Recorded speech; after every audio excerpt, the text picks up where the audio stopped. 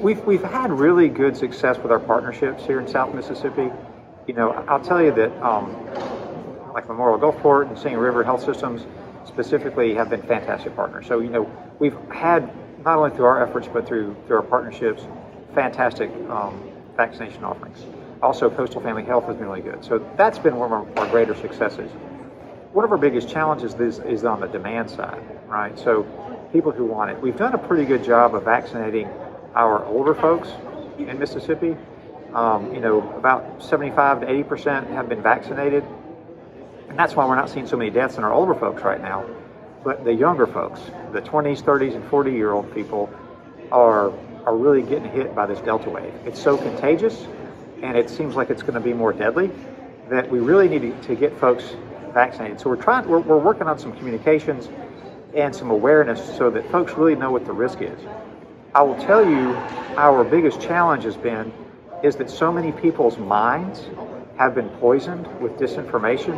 It's hard to supplant that with the truth, with reality. In the beginning, we overreacted, and a month ago or 2 months ago, we were underreacting by a lot, and now we're still underreacting by a good bit. Now's the time to protect yourself, get vaccinated, and stay away from COVID. COVID's bad for you. It kills folks, healthy young folks. It's going to be bad for kids. It's going to be hard to keep the schools open. And we have the recipe there to be successful in suppressing this, but we're ignoring it. Okay.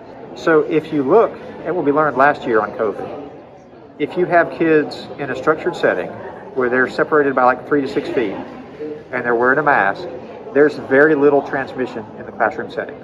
And we desperately need our kids back in the classroom.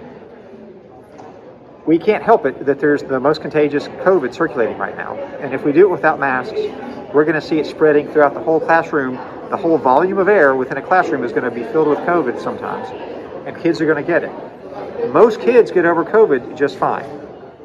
A small number don't. And we've had a few deaths, and one on the coast in a perfectly healthy teenager last year. Not from the Delta variant, but from the previous one.